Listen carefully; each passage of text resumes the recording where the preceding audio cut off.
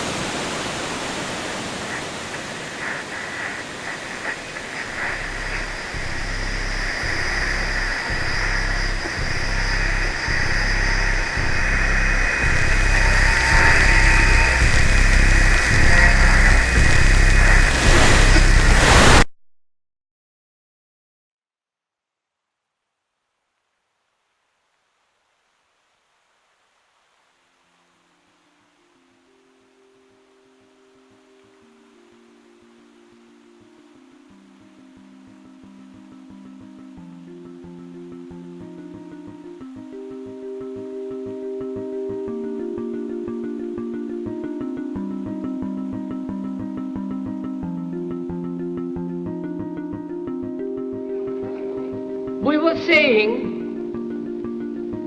how very important it is to bring about in the human mind the radical revolution. The crisis is a crisis in consciousness, a crisis that cannot anymore accept the old norms, the old patterns, the ancient traditions. And considering what the world is now, with all the misery, conflict, destructive brutality, aggression, and so on, man is still as he was. He's still brutal, violent, aggressive, acquisitive, competitive, and he has built a society along these lines.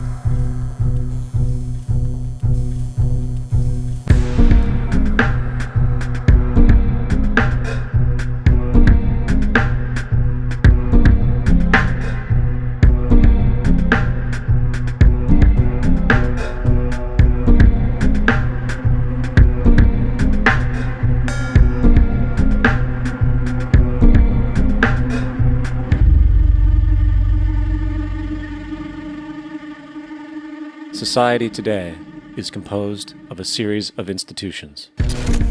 From political institutions, legal institutions, religious institutions, to institutions of social class, familial values, and occupational specialization, it is obvious the profound influence these traditionalized structures have in shaping our understandings and perspectives. Yet, of all the social institutions we are born into, directed by, and conditioned upon, there seems to be no system as taken for granted and misunderstood as the monetary system. Taking on nearly religious proportions, the established monetary institution exists as one of the most unquestioned forms of faith there is. How money is created, the policies by which it is governed, and how it truly affects society are unregistered interests of the great majority of the population.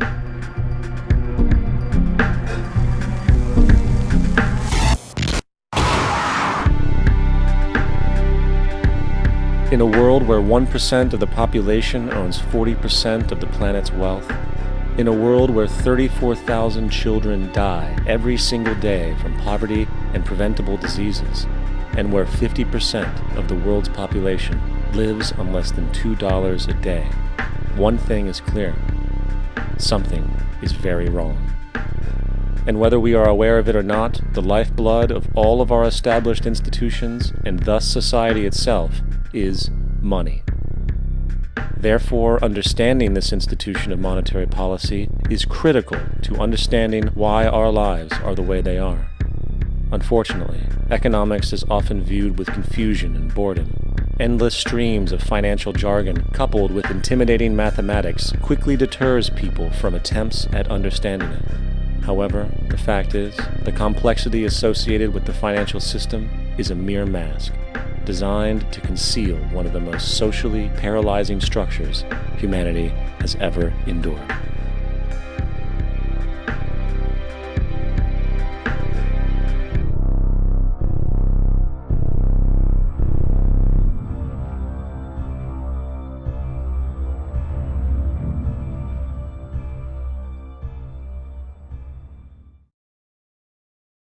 A number of years ago, the Central Bank of the United States, the Federal Reserve, produced a document entitled Modern Money Mechanics. This publication detailed the institutionalized practice of money creation as utilized by the Federal Reserve and the web of global commercial banks it supports. On the opening page, the document states its objective. The purpose of this booklet is to describe the basic process of money creation in a fractional reserve banking system. It then proceeds to describe this fractional reserve process through various banking terminology, a translation of which goes something like this.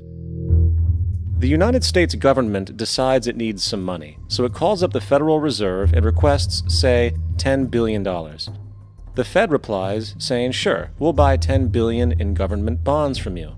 So the government takes some pieces of paper, paints some official-looking designs on them, and calls them treasury bonds. Then it puts a value on these bonds to the sum of $10 billion and sends them over to the Fed. In turn, the people at the Fed draw up a bunch of impressive pieces of paper themselves, only this time calling them Federal Reserve notes, also designating a value of $10 billion to the set. The Fed then takes these notes and trades them for the bonds. Once this exchange is complete, the government then takes the $10 billion in Federal Reserve notes and deposits it into a bank account. And upon this deposit, the paper notes officially become legal tender money, adding $10 billion to the U.S. money supply. And there it is. $10 billion in new money has been created. Of course, this example is a generalization, for, in reality, this transaction would occur electronically, with no paper used at all. In fact, only 3% of the U.S. money supply exists in physical currency. The other 97% essentially exists in computers alone. Now, government bonds are, by design, instruments of debt, and when the Fed purchases these bonds, with money it essentially created out of thin air, the government is actually promising to pay back that money to the Fed. In other words, the money was created out of debt. This mind-numbing paradox of how money or value can be created out of debt or a liability will become more clear as we further this exercise. So, the exchange has been made and now $10 billion sits in a commercial bank account. Here's where it gets really interesting. For as based on the fractional reserve practice, that $10 billion deposit instantly becomes part of the bank's reserves, just as all deposits do. And regarding reserve requirements, as stated in Modern Money Mechanics, a bank must maintain legally required reserves equal to a prescribed percentage of its deposits. It then quantifies this by stating, under current regulations,